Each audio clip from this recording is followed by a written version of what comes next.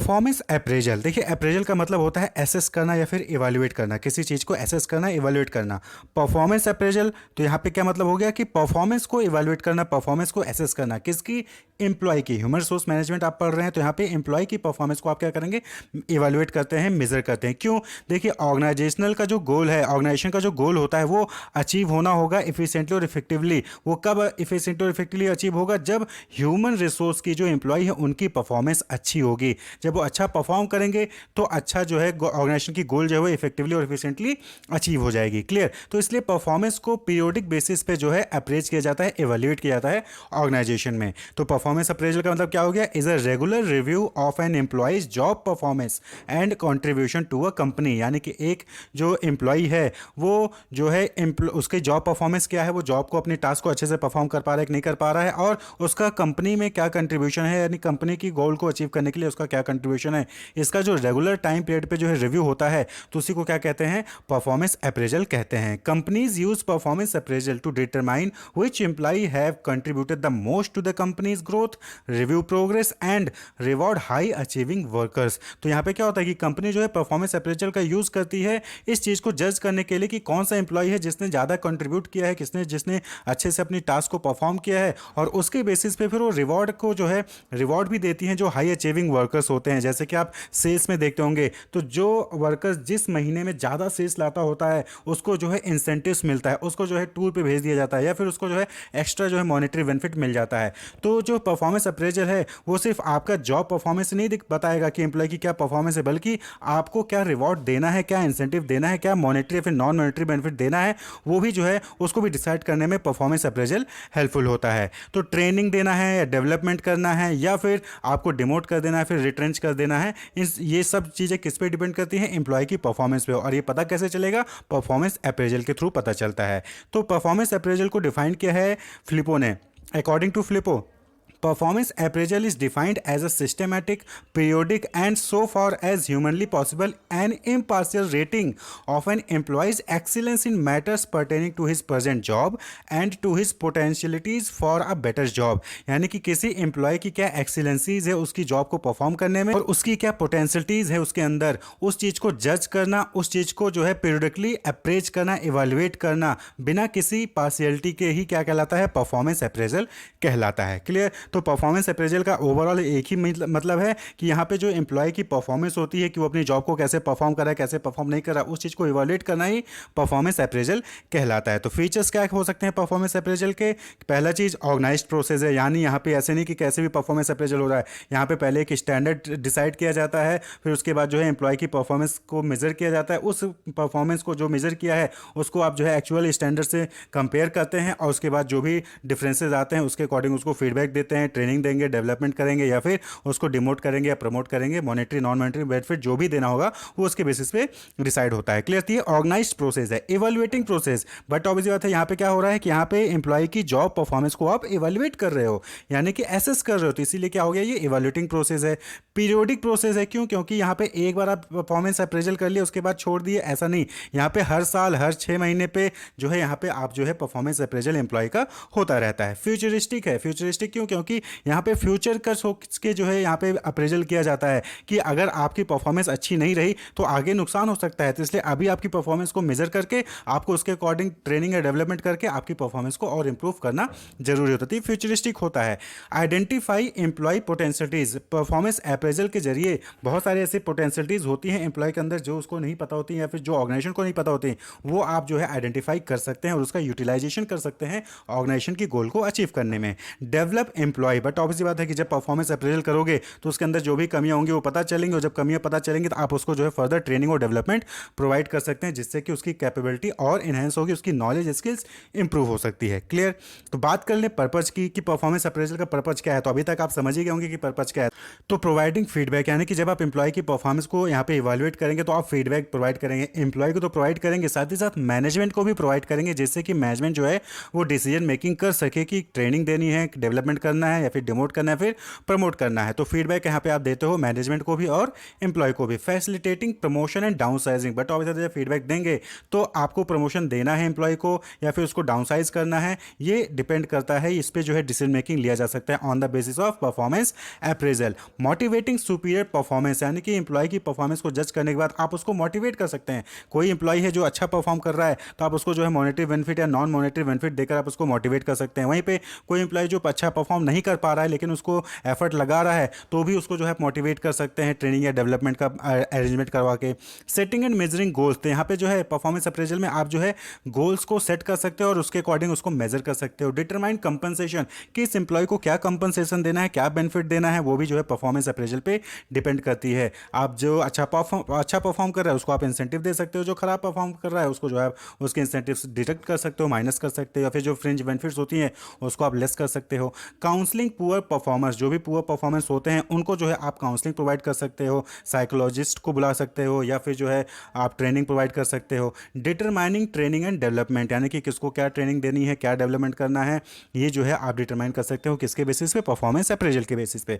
यानी कि ओवरऑल अगर पर्पज की बात करें तो सबसे इंपॉर्टेंट चीज़ कि ये जो है पहले तो इवैल्यूएट करता है, परफॉर्मेंस के बारे में बताता है एम्प्लॉय को और मैनेजमेंट को, और उसके बेसिस पे मैनेजमेंट डिसीजन मेकिंग करता है कि किसको क्या कंपनसेशन देना है, किसको डाउनसाइज करना है, किसको प्रमोट करना है, किसको ट्रेनिंग देना है, किसको बाहर निकाल देना है। ये सारी चीज़ें जो है परफॉर्मेंस अप्रेजल की फीडबैक पे डिपेंड करती है। नेक्स्ट हम बात कर लें कि प्रोसेस क्या है परफॉर्मेंस अप्रेजल का। तो बहुत ही सिंपल प्रोसेस है। सबसे पहले यहाँ पे क्या होता है कि आप जो है एक स्टैंडर्ड सेट करते हैं। भाई आप परफॉर्मेंस को मेजर कर रहे हो तो किसी न किसी चीज़ से कंपेयर करोगे ना, जैसा आपने बेंचमार्किंग में पढ़ा था, तो यहाँ पे किससे कंपेयर करोगे, तो आप एक जो है एक स्टैंडर्ड सेट करोगे, एक परफॉर्मेंस स्टैंडर्ड वहाँ पे बनाओगे, वो भी एम्प्लॉय के साथ मिलकर। आप सपोज करें कि आपने जो सेल्स टीम है तो उन्होंने एक स्टैंडर्ड बना लिया कि जो मंथली जो है एटलीस्ट 1 लाख का या फिर 1.5 लाख का जो है आपको सेल्स लेकर आना है। जो उस 1.5 लाख से सेल्स ऊपर ले आएगा उसकी परफॉर्मेंस अच्छी, जो 1.5 लाख से नीचे लाएगा उसकी परफॉर्मेंस पुअर है। तो आपने एक परफॉर्मेंस स्टैंडर्ड बना लिया कि एक महीने में 1.5 लाख का सेल लेके आना है। Then mutually set measurable goals, यानी कि म्यूचुअली आप जो है मेजरेबल गोल्स को सेट करिए कि क्या अचीव किया जा सकता है, क्या अचीव नहीं किया जा सकता है। Then measure the actual performance, फिर मंथ एंड के बाद आप जो है एक्चुअल परफॉर्मेंस को मेजर करिए और उसके बाद कंपेयर करिए एक्चुअल परफॉर्मेंस को और स्टैंडर्ड जो आपने बनाया था, और उसके बाद जो भी आया है फीडबैक या फिर जो भी इवैल्यूएशन में रिजल्ट आया है उसको डिस्कस करिए एम्प्लॉय के साथ, और उसके बाद जो भी नेसेसरी होता है करेक्टिव एक्शन लेना कि उसको ट्रेन करना है, डेवलपमेंट प्रोवाइड करना है, काउंसलिंग प्रोवाइड करना है, डिमोट करना है, मॉनेटरी बेनिफिट देना है या फिर इंसेंटिव देना है, वो सारी चीज़ें जो है आप यहाँ पे करेक्टिव एक्शंस ले सकते हैं। क्लियर। तो यहाँ पे जो है सिंपल सा प्रोसेस है कि पहले आप एक परफॉर्मेंस स्टैंडर्ड बनाते हो, उसके बाद जो है म्यूचुअली जो है मेजरेबल गोल्स को सेट करते हो एम्प्लॉय के साथ बैठकर, उसके बाद जो है एम्प्लॉय की परफॉर्मेंस को मेजर करते हो, एक्चुअल जो आपने स्टैंडर्ड बनाया था उससे एक्चुअल परफॉर्मेंस को कंपेयर करते हो, कंपेयर करने के बाद जो भी अगर ज़्यादा अच्छा होता है तो आप उसको रिवॉर्ड दोगे, अगर पुअर है तो वहाँ पे आप करेक्टिव एक्शंस का यूज़ करोगे, यानी कि ट्रेनिंग, डेवलपमेंट, काउंसलिंग, ये सारी चीज़ें आप प्रोवाइड करते हो।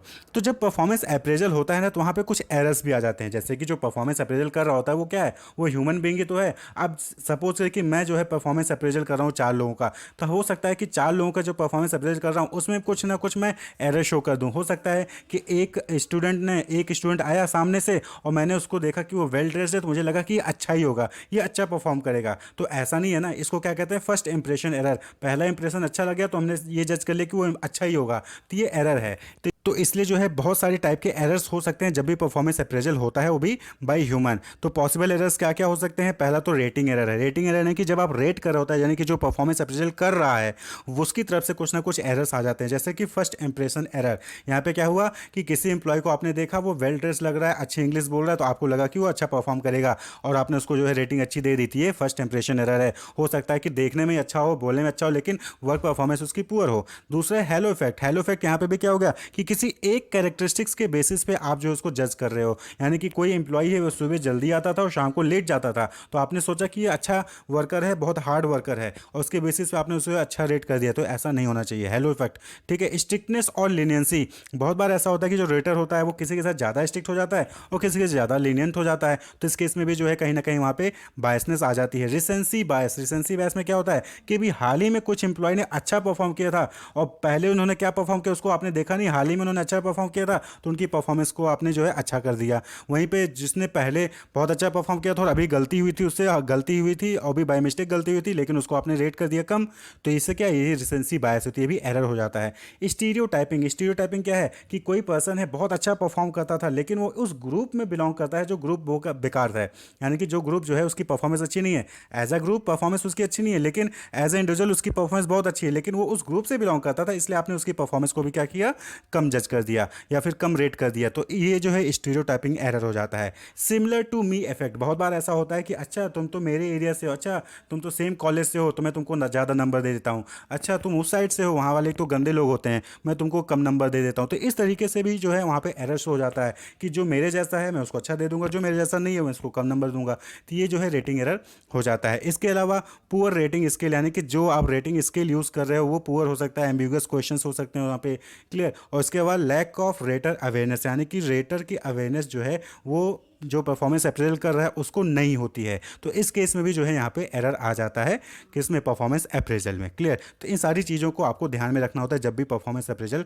करना होता है, यानी कि जो भी परफॉर्मेंस अप्रेजल कर रहा है वो उसको इन सारी चीज़ों को ध्यान में रखना चाहिए। अब बात कर लें कि परफॉर्मेंस अप्रेजल के मेथड्स कौन से हैं। तो यहाँ पे दो टाइप मेथड को दो कैटेगरी में डिवाइड किया है, एक है ट्रेडिशनल मेथड और दूसरा है मॉडर्न मेथड। तो ट्रेडिशनल मेथड देखें पहले, तो यहाँ पे rating scale, confidential report, ranking method, paired comparison method, grading system, checklist method, force choice method, essay method, performance test and observation, force distribution method, field review method, ये सब क्या है, ये ट्रेडिशनल मेथड है। वहीं पे जो मॉडर्न मेथड है उसमें आप असेसमेंट सेंटर होता है, ह्यूमन रिसोर्स अकाउंटिंग, यानी कि कौन एम्प्लॉय मॉनेटरी वाइज कितना बेनिफिट है ऑर्गेनाइजेशन के लिए, बिहेवियरली एंकर्ड रेटिंग स्केल जिसको हम बार्स कहते हैं, management by objective MBO, 360 degree feedback, psychological appraisal जहाँ पे साइकोलॉजिस्ट को बुलाया जाता है वो अप्रेज करता है, इवोल्यूएट करता है, ह्यूमन असेट अकाउंटिंग मेथड। तो ये अलग अलग डिफरेंट मेथड है जिसका यूज़ करके जो है परफॉर्मेंस अप्रेजल किया जा सकता है। तो यहाँ पे हम जो है सभी को डिस्कस नहीं कर रहे हैं, इसके लिए हम अलग वीडियो बनाएंगे और यहाँ पे हम 360 डिग्री और एमबीओ इन दोनों को डिस्कस करते हैं।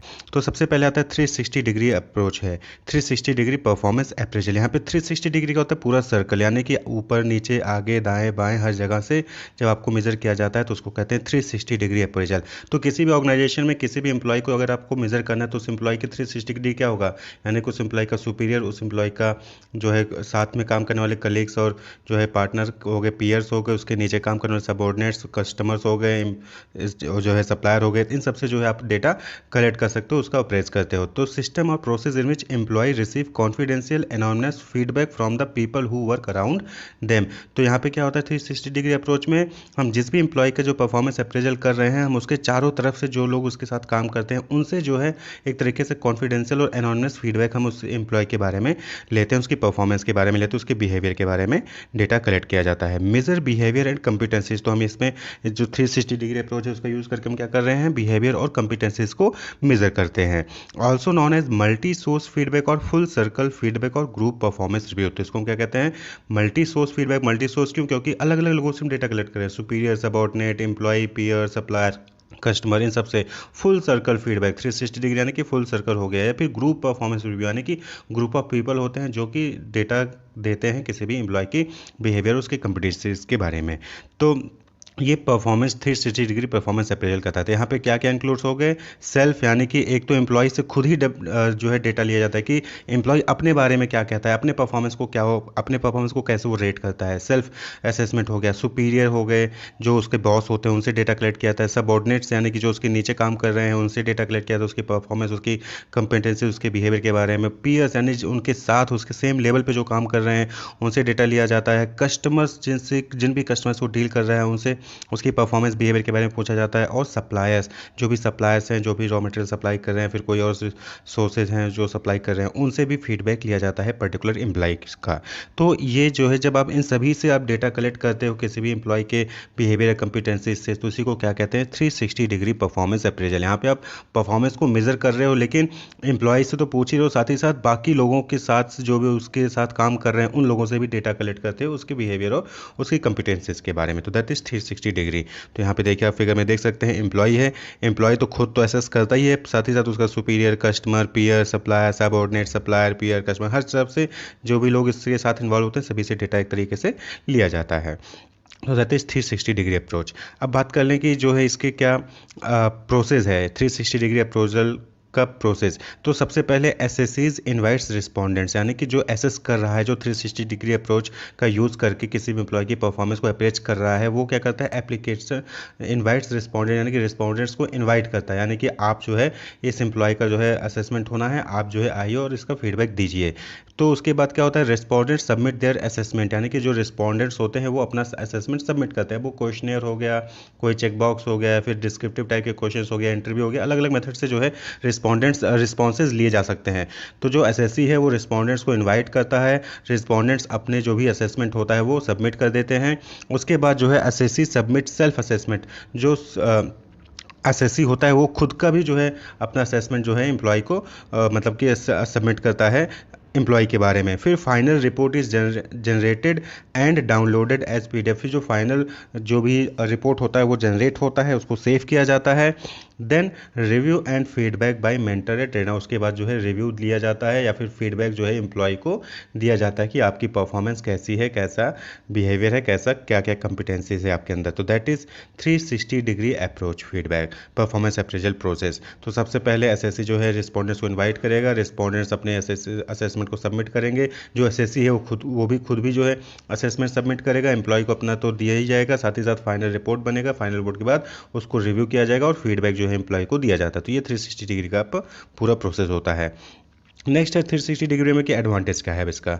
तो एडवांटेज क्या है, बट ऑब्वियस बात है, provide feedback from many different perspective, यानी कि यहाँ पे किसी एक से नहीं, आप मल्टीपल लोगों से जो है आप जो है फीडबैक यहाँ पे पाते हैं।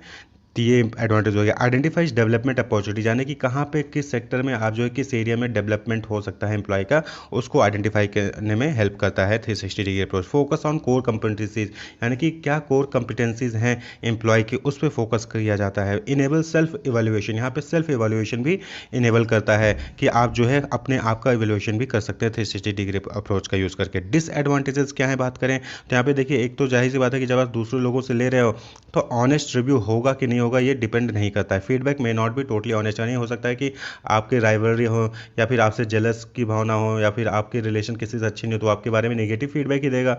तो यहाँ पे ऑनेस्ट होगा या नहीं होगा ये टोटली जो है नहीं कहा जा सकता। टाइम कंज्यूमिंग है, क्योंकि इतने सारे लोगों से डेटा कलेक्ट करना थोड़ा सा टाइम कंज्यूमिंग होता है। नॉट हैविंग इनफ रिव्यूअर्स, जरूरी है, और कई जगह पे ऐसा होता है कि आपके साथ काम करने वाले ज़्यादा लोग होते ही नहीं हैं। तो इस केस में क्या होता है कि आप ये 360 डिग्री अप्रोच क्या हो जाएगा, फेल हो जाएगा। तो जहाँ पे ज़्यादा लोग हैं वहाँ पे आपके चांसेस बनते हैं कि हाँ अच्छा फीडबैक आए, लेकिन जहाँ पे ज़्यादा लोग हैं ही नहीं, एक ही दो लोग हैं, तो वहाँ पे जो फिर आपका फीडबैक जो है अच्छा नहीं आता है, यानी ये 360 डिग्री अप्रोच वहाँ पे फेल हो जाता है। टेंडेंसी टू डिफेंड, नॉर्मली क्या होता है कि डिफेंड करते हैं एम्प्लॉय, जैसे हो गया कि वो अपना फीडबैक दे रहा है तो अपने आप को डिफेंड करेगा हर नेगेटिव चीज़ों से।